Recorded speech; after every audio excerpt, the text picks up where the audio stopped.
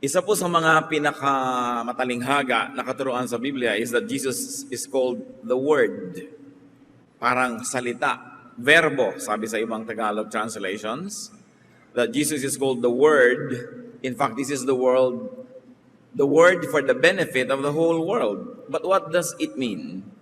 Isa po sa mga hindi madaling pag-aralan itong katuruan sa John chapter 1, pero ito ang isa sa mga kung hindi ang pinakamahalagang katuruan sa New Testament. The Word and the Circle of Life. Yan po ang ating pag-aaral, or Jesus and man's return to God. Because it is man's return to God that is the topic of John chapter 1. Ama namin sa langit, salamat sapagkat kayo Diyos na matalinghaga, at dahil dyan, kayo Panginoon ay lalong nagiging kahanga-hanga. Turuan niyo kaming mabuksan ang talinghaga na iyong salita. Enable us, O God, to plumb the depths of your word, so that we may not only understand, but also apply its wisdom in our daily life. At nawa ang inyong karunungan ngayon maghari sa amin. Teach us to appreciate more the value and the teaching of John chapter 1, and may the truth and the power of these teachings become our strength, our light, our life, our salvation. Father, be our speaker, release us from ignorance, enable us to understand you more. We reject and rebuke all falsehood, all misunderstanding, and we welcome the enlightening presence of your Spirit. Protect us from evil men and evil spirits. Glorify yourself. Lift us up with wisdom. In the name of your Son, Jesus, our teacher, we pray. The Word and the Circle of Life. Yung circle po, isa sa mga pinakamatalihagang shapes sa Bible. Even God is described as the beginning and the end. And only in the circle that it is possible to have the beginning and the end at the same time. So marami pong spiritual things, circular or cyclical. At ito makikita din natin sa konsepto ng kaligtasan, sa konsepto ng anak ng Diyos being called the Word. The most basic, in fact, the most important teaching there ever is. And that most important teaching is an idea. It is not a story. So it is not as easily understood as a story. It is a concept that we should always try to keep on learning and learning more and more about to appreciate it. John chapter 1, verse 1. In the beginning was the Word, and the Word was with God, and the Word was God. So in the beginning was the one who is called the Word. And we know that this refers to the Son of God, the Lord Jesus Christ. And that Word was truly God and was with God from the beginning. Yun pong word sa English na yan actually comes from the Greek word logos, meaning something that is said, including the thoughts behind what is said. It is something that is expressed. So in the beginning was the concept. Jesus is a man. Jesus is divine and God, and at the same time, Jesusness is a concept. It's an idea. Bakit nagkaroon ng Jesus? Bakit nagkaroon ng Jesucristo? Bakit nagkaroon ng anak ng Diyos na nagsakatawang tao? Bukod sa si Jesus ay isang tao at Diyos na sabay, yung buong ideya sa likod niya ay isang konsepto that only God could have conceived. This word would refer to Jesus Christ, and Jesus Christ is what is thought of and expressed by God Himself. Jesus Christ is a topic, an idea, a concept.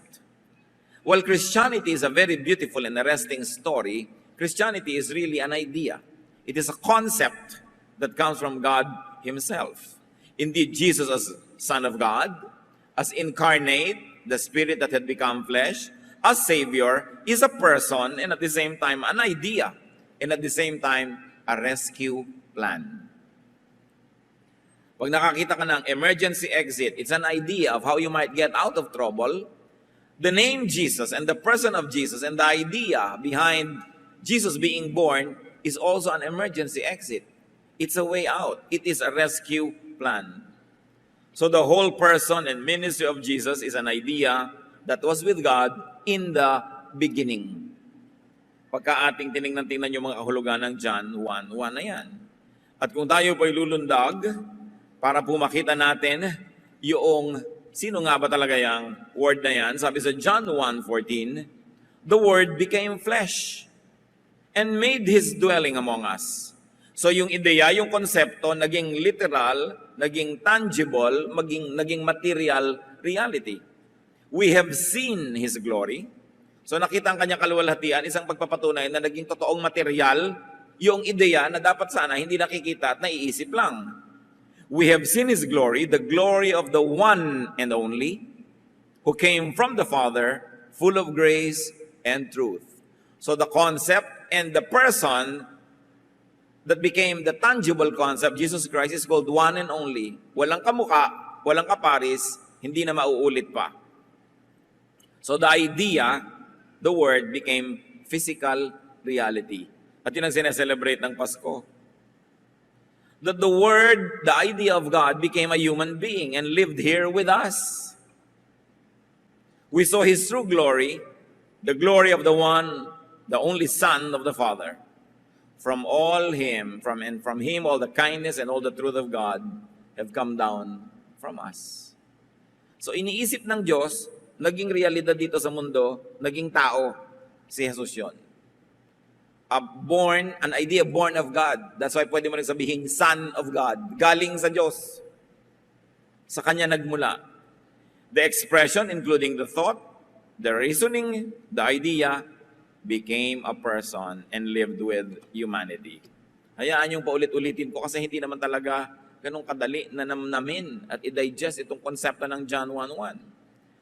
At sabi sa John 1:2, He was with God in the beginning. Therefore, the Word, referring to the person that became the Word, which is Jesus, the expression and thought that is Jesus, the idea of Jesusness, was with God in the beginning. No?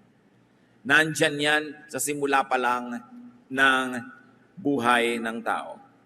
John 1:3-5, through Him, meaning the Word, or later on we will find out the Word had become Jesus, through Him all things were made. Without Him nothing was made that has been made. In Him was life, and that life was the light of men. The light shines in the darkness, but the darkness has not understood it. Mga description tungkol kay Jesus yan. Light of the world. Life. The water of life, or the living water. No? Light that shines in the darkness. Sabi, ang liwanag na ito ay tinapon ng Diyos sa kadiliman, subalit hindi na unawaan ng dilim ang liwanag na ito. Jesusness was the life and the light of men. And it's even very, very scientific that life began from light.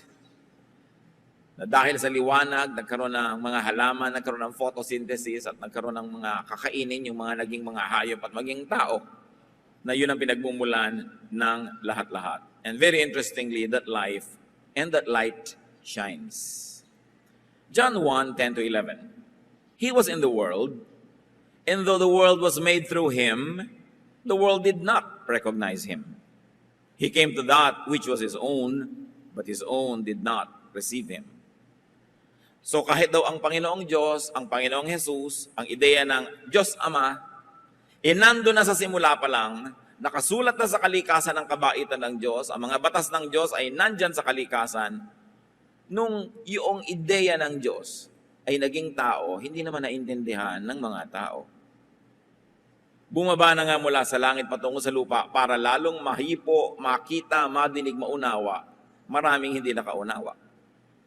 Pumunta daw ang Panginoong Diyos doon sa kanyang sariling bayan, sa kanyang sariling lipi, mga tao, dahil nagsakatawang tao ang Diyos, pero hindi naman siya tinanggap. So Jesus was in the world was made through Jesus and Jesusness, or the very concept behind the person of Jesus, but the world did not recognize Jesus. The world chose darkness instead of light. The Word came to the world, which He owned, but the world did not receive the Word. John 1:12-13, yet, and this is the heart of Christianity, to all who received Him, to those who believed in His name, He gave the right to become children of God. Children born not of natural descent, nor of human decision or a husband's will, but born of God. Pero daw sa lahat ng tumanggap doon sa salita, sa ideya, sa konsepto, meaning kay Jesus, sa lahat ng naniwala sa kanyang pangalan, at ang kahulugan ng pangalan na yun, na siya'y tao, siya'y Diyos, siya'y magliligtas, binigyan niya ng karapatang maging mga anak ng Diyos. Anong ibig sabihin? Na bago mo tanggapin si Jesus at bago mo paniwalaan, hindi ka anak ng Diyos. Kasi pag lang nadinig mo na, pinaniwalaan mo, tinanggap na, doon ka palang binibigyan ng karapatan na maging anak ng Diyos. Ang totoo, dati kang anak ng Diyos, dati akong anak ng Diyos, pero may nangyari na hindi na tayo naging anak. Kasalanan yon. Kaya ipinadala si Jesus para maging anak tayo uli. Bumalik tayo dun sa nawalang pribilehiyo at status, which is that of being a child of God. Yet some people accepted Him and put their faith in Him. So He gave them the right to become the children of God. They were not God's children by nature or because of any human desire. God Himself was the one who made them His children. Sabi, hindi inisip ng tao yung salvation. Hindi inisip ng tao yung konsepto ni Jesus na ang anak ng Diyos ay maging tao at the same time Diyos. Hindi. Diyos ang nag-isip niyan. At ang natira na lang para sa tao, yun ay tanggapin, paniwalaan. At sabi, to all who receive Jesus, to all who believe in His essence and His mission, meaning His name, He gives the right to become children of God again. Nagiging anak ka ng Diyos muli, matapos mong paniwalaan at tanggapin si Jesus. So belief in and acceptance of Jesus turns a person into a child of God. Pag naniwala ka kay Jesus at tinanggap mo siya sa iyong puso, biglang may nangyayaring pinakamalaking himala sa buong creation. Nagiging anak ka ng Diyos. Sabi, hindi ikaw ang may kakagawa nun, Diyos. And you are born not from the flesh, not of man, but of God. Ibig sabihin, hindi yan natural process. It is a supernatural process. Himala para mangyari yon.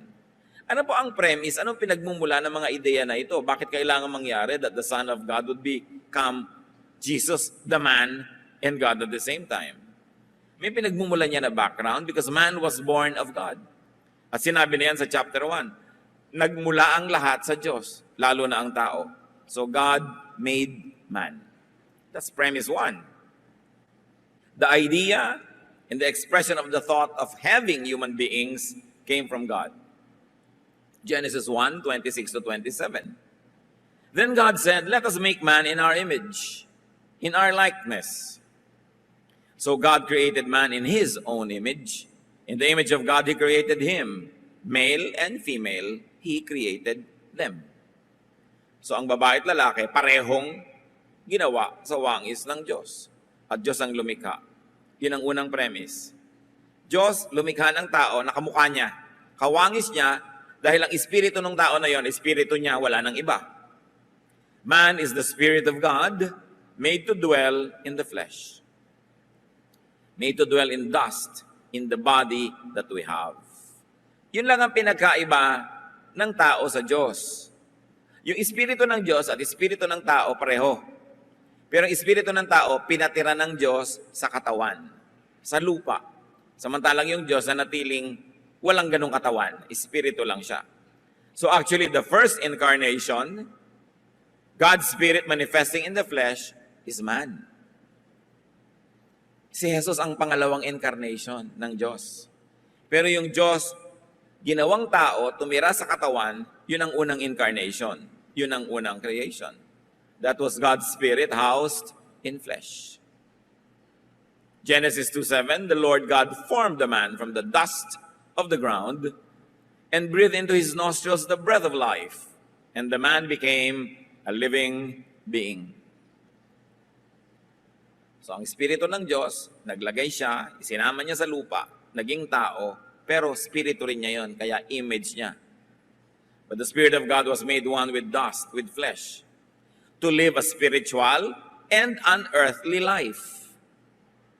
So dalawa ang buhay ng tao. Spiritual dahil may espiritu siya, earthly at material dahil may katawan siya. Men are those who live in houses of clay, whose foundations are in the dust. Yan ang pinagkaiba ng tao sa Diyos. Nakatira siya sa tahanang alabok, palayok lang. ang tinitirhan niya. The spirit is eternal, but the body is not.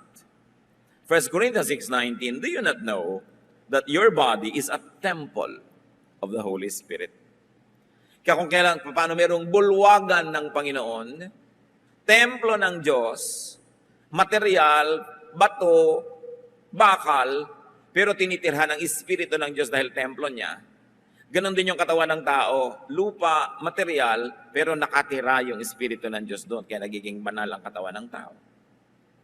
Premise 3, God's Spirit in man, meaning man himself, should return to God after this earthly life. So ang Espiritu ng Diyos, inilagay niya kasama ng lupa, naging tao, pero dapat yung Espiritu na yon babalik din sa Diyos. Dapat ganun. Sabi yan sa Ecclesiastes 12:7, and the dust returns to the ground it came from, and the spirit returns to God who gave it. So ito ang magandang nangyayari sa kamatayan dapat. Yung katawan babalik sa lupa, at yung espiritu babalik sa Diyos. Sandali lang silang magkasama. Therefore, that would complete the cycle and the circle of life. The Spirit of God, inilagay sa lupa, na buhay ng kung gaano mang kahabang panahon, pero yung lupa, mamamatay din, yung espiritu babalik sa Diyos. Hindi naman ipinaliwanag ng Diyos kung bakit may ganung excursion, yung espiritu niya, na naging tayo, pero tayo, hindi siyang siya dahil meron tayong katawan. From God to earth, with dust, in the flesh, and then after a while, back to God. Yun ang kahulugan ng buhay. Kaya ang tawag sa atin, we are pilgrims. Tayo'y nakikiraan lang sa lupang ito, hindi talaga tayo taga rito, dahil tayo'y taga-langit. Kasama tayo ng Diyos, inilagay dito sa mga dahilang hindi niya ipinaliwanag, pero ang dapat purpose ng life, pagkatapos na yung lupang katawan, ay mamatay na, bumalik sa Diyos ang Espiritu. Dapat bumabalik. Kaya nung si Stephen, nung binabato, ang sabi niya sa Acts 7:59, Lord Jesus, receive my spirit.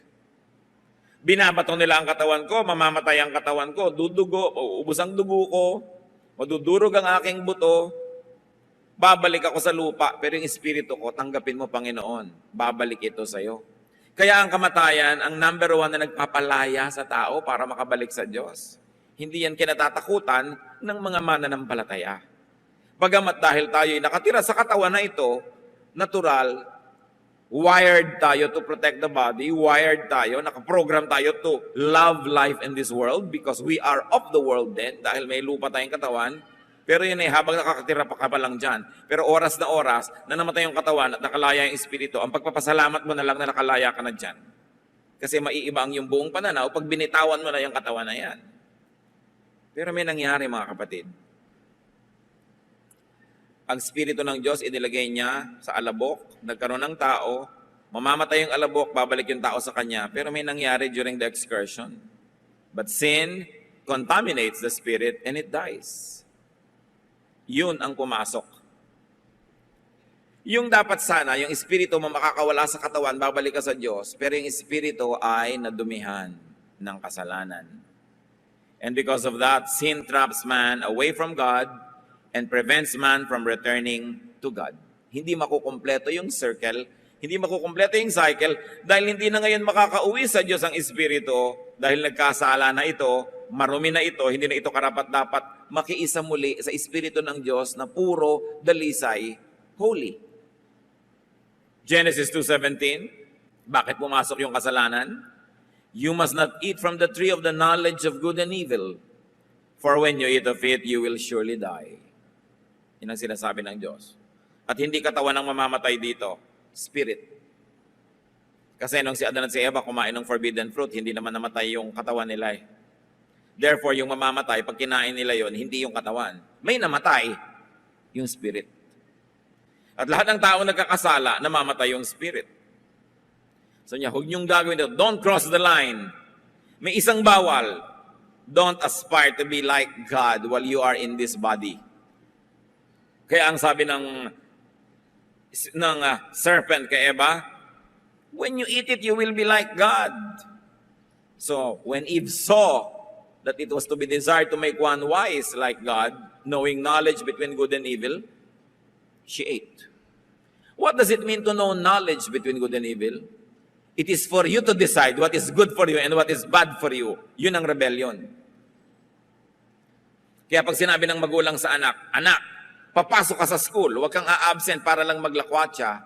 What is rebellion? When the child goes against the will of the parent and says, well, it is good for me na magmoling ngayon, a-absent ako. Yun yung rebellion. Ikaw ang nagde-decide para sa'yo what is good or what is evil for you.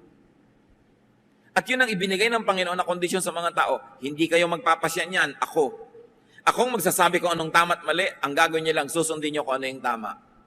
Pero sabi nung ahas, pag kumain kayo niyan, makakapagpasya kayo kung anong tama at mali. In fact, the very act of eating it, you already made a decision what is good for you. And what is good for you, what God said was bad for you. Kaya rebellion yun. At sabi ng Lord, when you eat of it, you will die. Pag in-apply natin sa buhay, when you decide what is good and bad for you, against what God says is good or bad for you, you are rebelling and your spirit dies. So lahat ng tao nagkasala. Ezekiel 18:20, the soul who sins is the one who will die. At ang nakakalungkot, sasabi sa Romans 3:23, for all have sinned and fall short of the glory of God. Therefore, everybody is dead. Lahat ng tao nagkakasala, nagde-decide sila what is good for them and what's bad for them against what God says is good or bad. And that kills the spirit. At oras na nangyari yon, na nagpasya ka na kung anong mabuti sa'yo, laban sa sinasabi ng Diyos kung anong mabuti sa'yo, you are subjected to polarity, to dualness, to tension. Kasi minamabuti mo na yung minamasama ng Diyos. Yung Diyos ang nakatira sa'yo. Yung Diyos ang spirito. Yung katawan mo ang nasusunod. Yung kasalanan at layaw niya ang nasusunod. Naglalaban. Nagiging dalawa ka, hindi isa. And you know the importance that God attaches to oneness. That you must be one. Buo, isa ang loob, hindi hati. Nagkakaroon ng paglalaban, flesh versus spirit, sin versus holiness, weight versus lightness. What do we mean? Dapat pag namatay ka yung spirito, magaan, aakyat sa langit. Pero pinabibigat siya ng kasalanan, hindi siya makaangat. Hindi siya makababalik. That's why it is important for a reversal to happen. Kailangan may mabaligtad sa buhay ng tao para maging anak siya muli ng Diyos. Kasi nung nagkasala ang tao, hindi na siya naging anak ng Diyos. Patuloy ka nagkakasala, hindi ka anak ng Diyos. Ano ngayon ang dapat mo ngayon para baligtarin yan? Dapat mong labanan yung kasalanan. Dapat mong baligtarin ang effect ng kasalanan sa iyong buhay. Yan ang sabi ng 1 Corinthians 15:53, for the perishable must clothe itself with the imperishable, and the mortal with immortality. Tayong tao lang, alabok lang, dapat muling magkaroon ng buhay na walang hanggan. Tayong nabubulok ay dapat matalo nung hindi nabubulok. At yun yung espiritu ng Diyos. Kaya ang sabi ni Pablo, kahit pa nga daw nasisira ang katawan niya sa paglilingkod, napaparusahan, nagugutom, pero yung espiritu niya, dahil naglilingkod siya sa Diyos, lalong nagiging bata at bago. 2 Corinthians 4:16, though outwardly we are wasting away, yet inwardly we are being renewed day by day. Kahit sa tingin ng tao, nasasalanta ang aming katawan, ang aming namang espiritu ay lalong nagiging bago, malinis at masigla dahil sa paglilingkod sa Diyos. At dahil sa kasalanan ng tao, there is separation and contradiction between the body and the spirit. Therefore, naging kailangan, it has become a necessity for the spirit to prevail over the body. But how can the spirit prevail over the body when the Bible itself says that the spirit is willing but the body is weak? Good news, ang tao galing sa Diyos. Better news, ang tao babalik sa Diyos pag namatay. But very bad news, yung spirito niya dahil nagkasala, hindi na makakabalik, nakulong. Outside of God's presence. So how do you complete the cycle and the circle of life? Paano babalik yung espiritu ng Diyos na ipinahiram at dapat ay bumalik sa Kanya? How do you return to God? How do you transcend the weight of sin? How do you leave the body on earth when man was trapped in it due to attachment to earthly and worldly things? Therefore, the Word, Jesus was born. God has the idea. God devises a way and designs a plan to rescue and to save man from death, from condemnation, from the trap of the flesh, which we call salvation.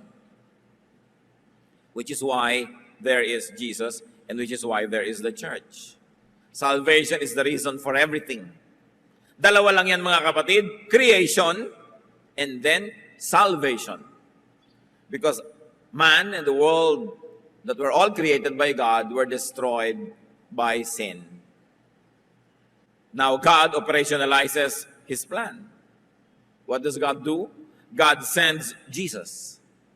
The Word, the idea of how to save man is sent by God in the flesh. Galatians 4:4, when the time had fully come, God sent His Son. In other words, God puts His plan in motion. And John 3:16, for God so loved the world that He gave His one and only Son, that whoever believes in Him shall not perish, but have eternal life. The same idea. Ganun na lang ang pagmamahal ng Diyos sa mundo, na ipinadala niya ang kanyang sarili, ang kanyang anak, ang kanyang espiritu, ang ideyang galing sa kanya, para kung sino man ang maniwala sa planong ito, tumanggap dun sa plano at sa tao at Diyos na si Jesus, na kumakatawan sa plano na yon, ay makakabalik sa kanya. Beautiful idea. Mahal ng Diyos ang mundo. Bakit? Noong ang Espiritu ng Diyos ay itiniran niya sa lupa. Ano ba yung lupa? Nitrogen, potassium, di ba? Oxygen, iron, lahat na, magnesium, ng mga nasa vitamina. Yan ang element ng lupa. Kinuha ng Diyos, nilagyan niya ng Espiritu niya. Anong ginawa niya? Ikinasal ang Espiritu ng Diyos sa lupa. Ikinasal ang Espiritu ng Diyos sa mundo, sa puno, sa bato, sa bundok, sa ilog. Kaya ang mga anak ng Diyos dapat minamahal ang kalikasan. Dahil nung nakiisa ang Espiritu ng Diyos sa tao, hindi lang yun sa tao, sa lahat ng elemento ng mundo, ng material world, nakiisa ang Espiritu ng Diyos. Kaya mga primitive religion sometimes worship God by worshiping stones and rocks and trees.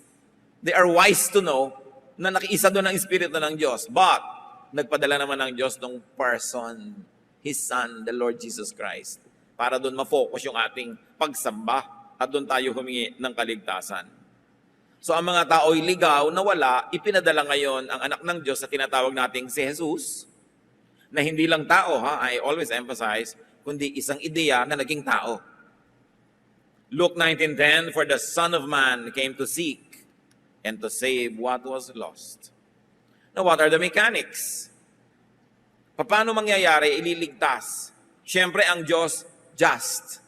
Dapat ang lahat ng mali, parusahan.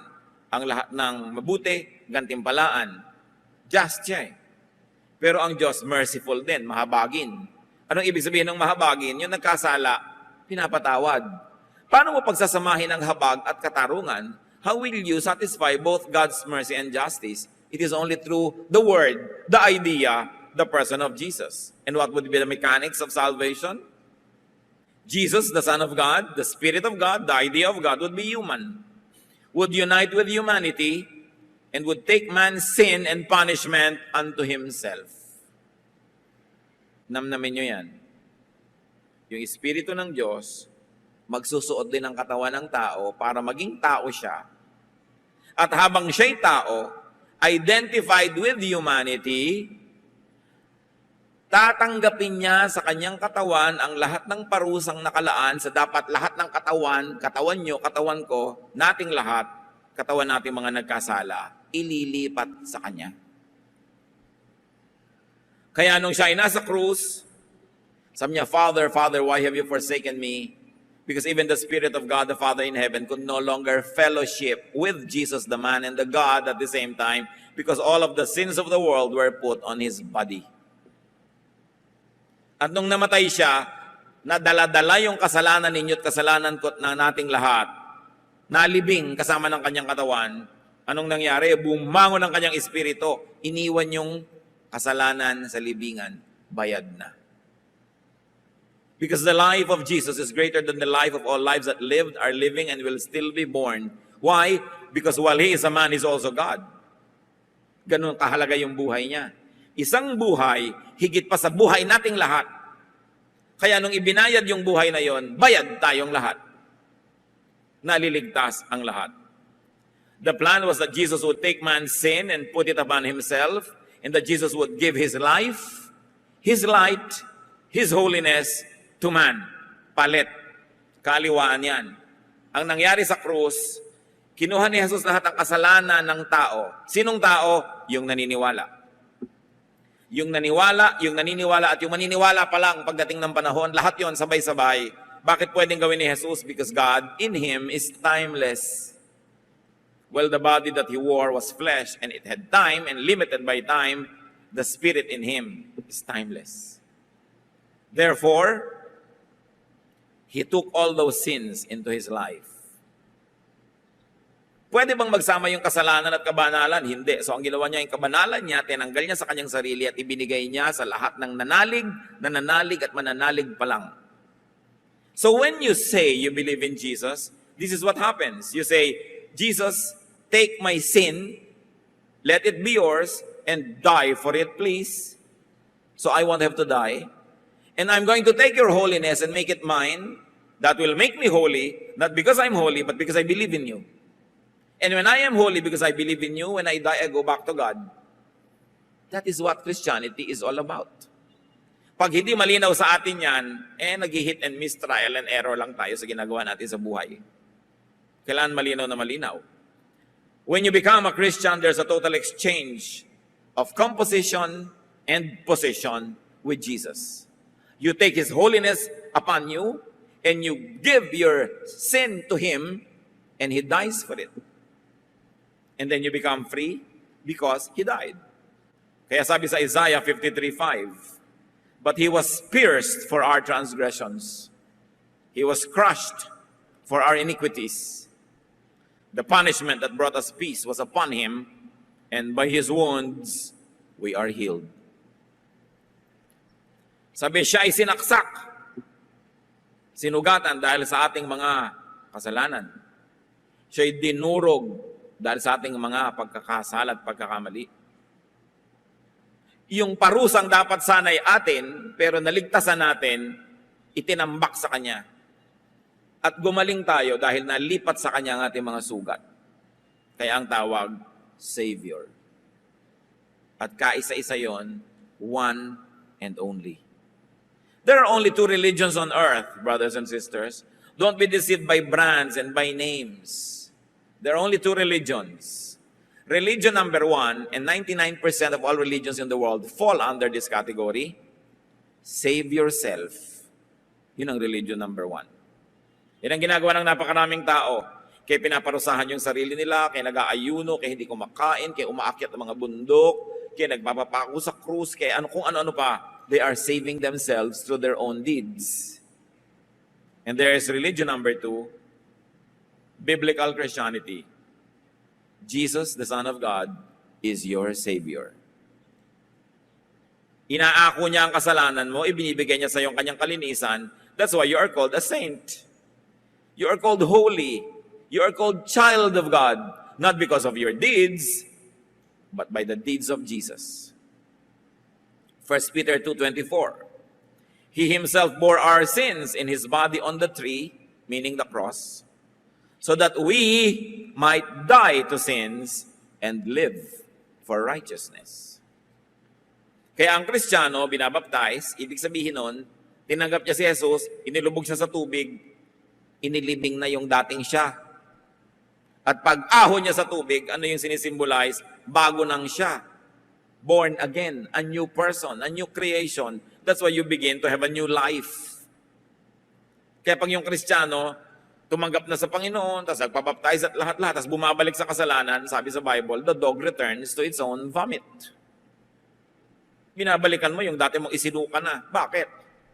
Pag-atras yan, hindi yan pag-asenso. 1 Thessalonians 5:10, He died for us that we may live.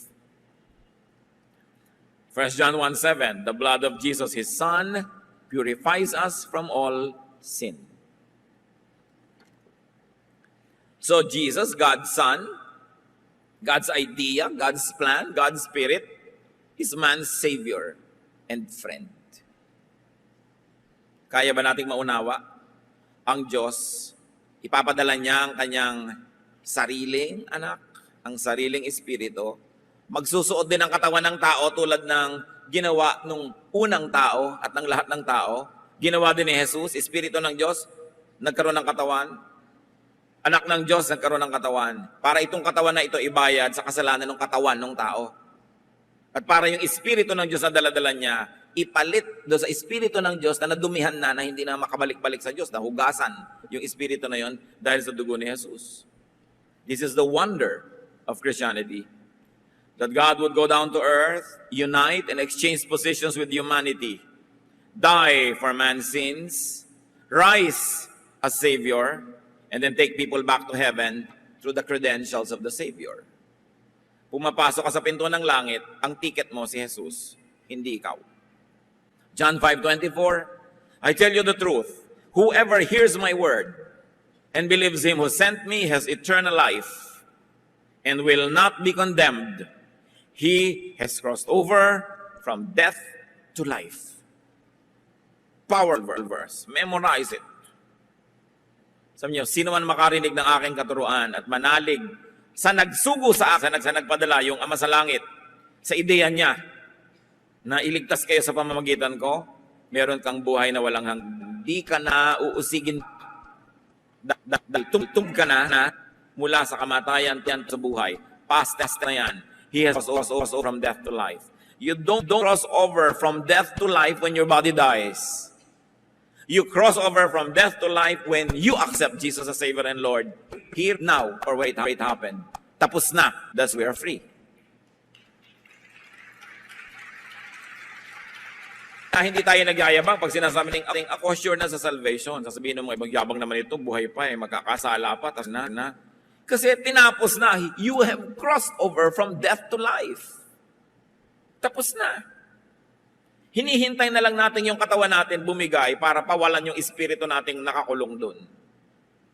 Kaya nawawala ang takot sa kamatayan. Sabi, where, O death, is your sting? Where is your victory? Alam niyo, nakakatakot yung kamatayan kung oras na namatay yung katawan mo, binigay yung espiritu mo, pumunta sa impyerno. Hinila pababa. Pero kung nakawala yung espiritu mo at umakyat sa langit, anong nakakatakot doon? Pero siyempre, dahil nga tayo'y tao at may katawan tayo, takot pa rin tayong mamatay kahit tayo espiritual.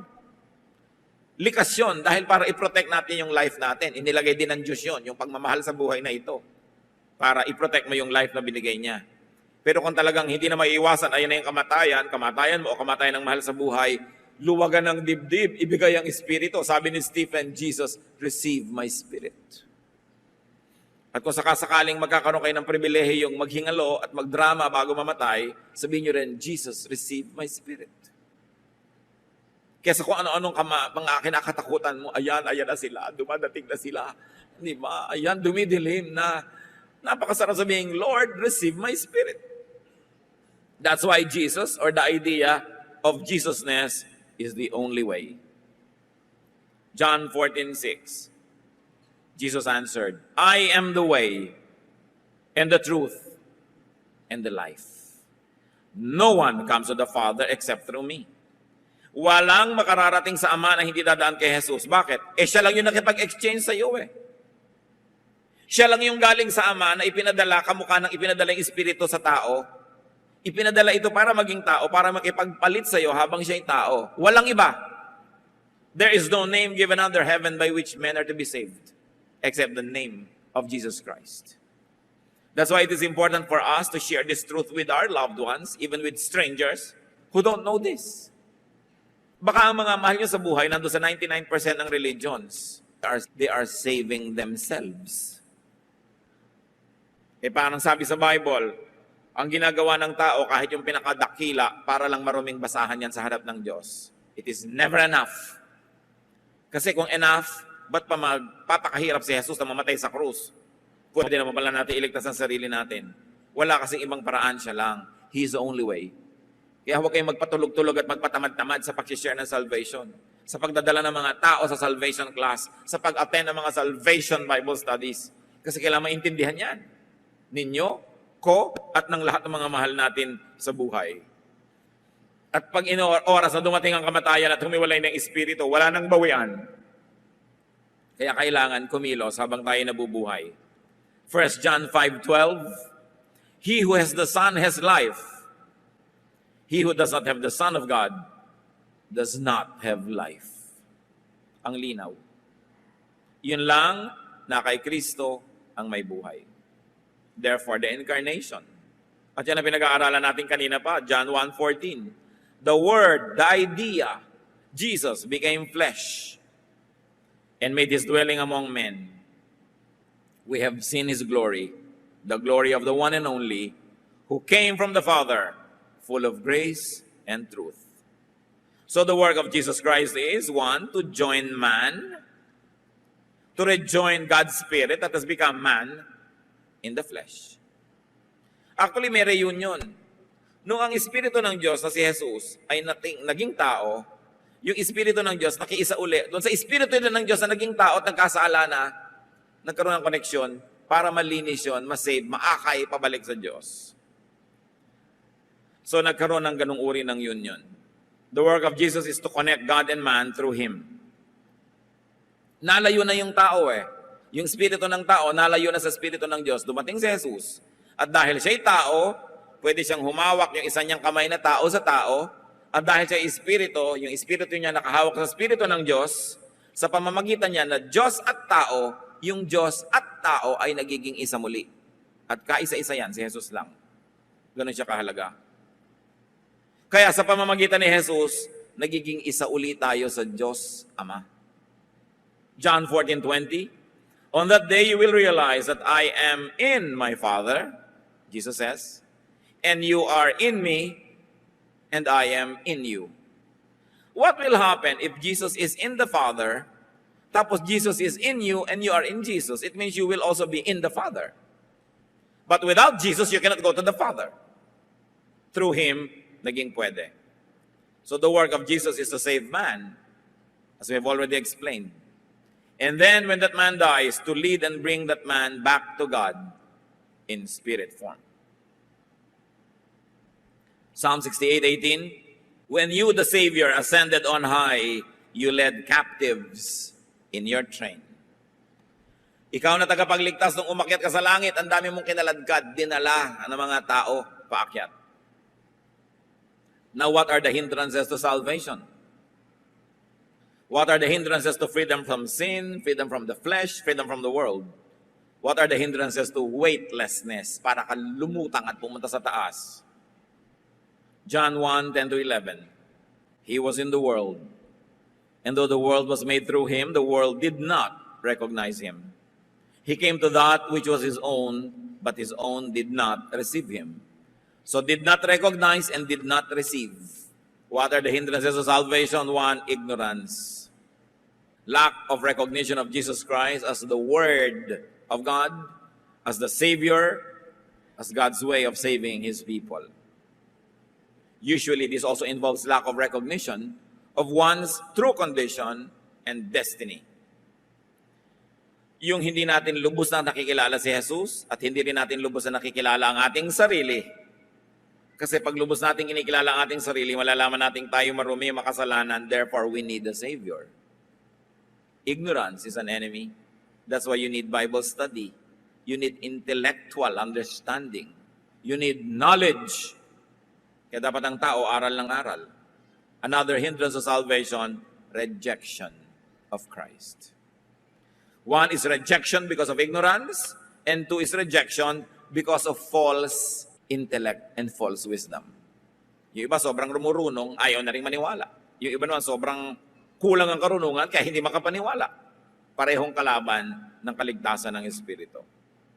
Meanwhile, what are the fruits of recognition and acceptance of Christ? The spirit of man becomes a child of God again. Dapat yan ang ambisyon ng bawat tao, maging anak muli ng Diyos matapos magkasala. Man's spirit returns to its pre-sin state when you accept Jesus. John 1:12-13, pabalik-balik tayo para malinaw. Yet to all who received Him, To those who believed in His name, He gave the right to become children of God. Nagiging anak ka uli ng Diyos. Fruit of recognizing Jesus, the spirit of man is able to return to God. And the spirit of man becomes God-like again. Mahalaga yon, maging kawangis ka uli ng Diyos. 2 Corinthians 3:18, and we are being transformed into His likeness with ever-increasing glory. Ang unang goal mo, masave ka, ipanganak ka muli. Pagkatapos nun, bumalik ka dun sa nawalang image ng Diyos. Therefore, you must grow spiritually. Day by day, you should grow. And every day must become more and more like God. Sayang ang bawat isang araw, isang linggo, isang buwan, isang taon, nakilala mo na si Kristo, tapos hindi umaasenso ang Espiritu mo at hindi ka lalong nagiging kamukha niya. Yung iba pa nga, habang tumatagal, bumabalik, nagiging kamukha uli ni Taning. Umaatras. Sabi, we must grow and be transformed into the likeness of Jesus with ever-increasing glory. This is a process that begins at hearing, believing, and accepting Christ.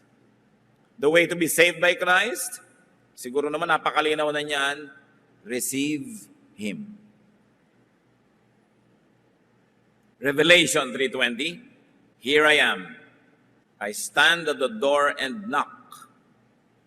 If anyone hears my voice and opens the door, I will come in and eat with him and he with me.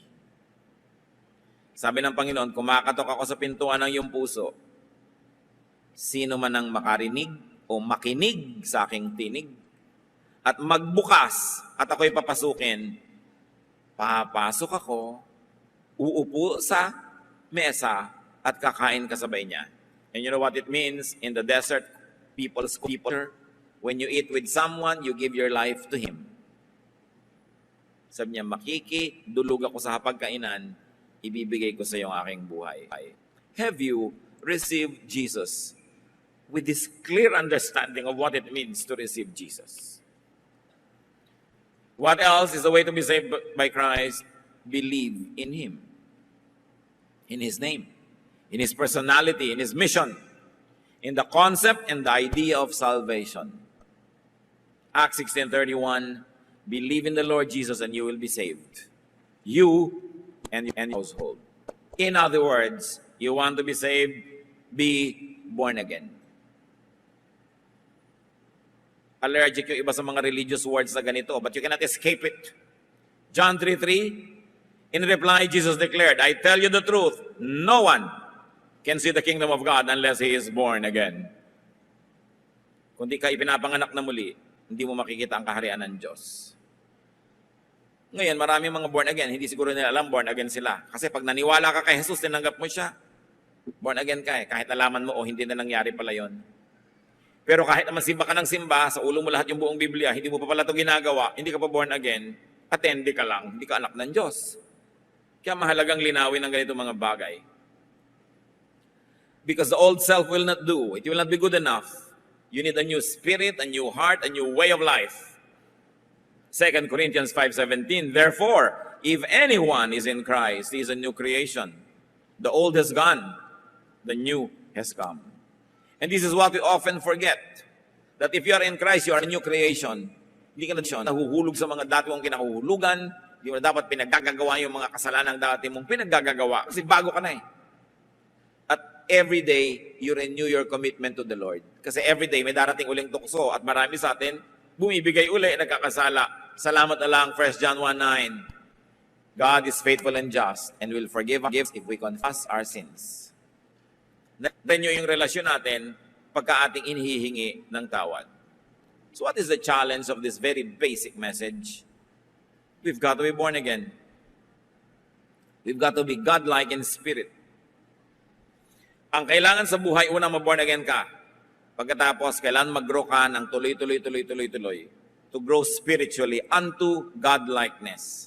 Be God-like in practical terms. When you become already God-like in spiritual way, in a very spiritual way when you have become born again. And this is the only work of the church. Dalawa lang ang work ng church, mga kapatid. Salvation, to win the lost, and then growth, to edify those who have been found. Tinuturuan ka at naglilingkod tayo kasi yun ang gawain ni Kristo, naglilingkod din. Yan ang ginagawa ng tao. Ano ang kahulugan ng review na ito sa atin, mga kapatid? Aming Diyos, salamat sapagkat kayo Diyos na nagpapaalala ng kahulugan ng kaligtasan. Nais namin ngayong Panginoon, reviewin ang aming mga sarili. Ligtas nga ba kami? Tinanggap nga ba namin si Jesus bilang Panginoon at tagapagligtas? Na nauunawaan ang mga konseptong ito. Kung ginawa na namin yon, salamat. Subalit kung hindi pa, Panginoon, nawa, kumilos kayo ngayon din. Lord, may you open our hearts, our minds, our spirits, so that those who are not yet sure and those who don't know if they have accepted your Son as Jesus and Lord would do so right now. Make a commitment. Make a covenant with you. At nawa, Panginoon, pagpalain mo ang bawat isa. Praise you, Lord. Thank you, Lord. Now, may everyone remain in the spirit of prayer at makinig pa tayo sa mga turo ng Espiritu at namnamin natin ang kahulugan that Jesus is our Savior.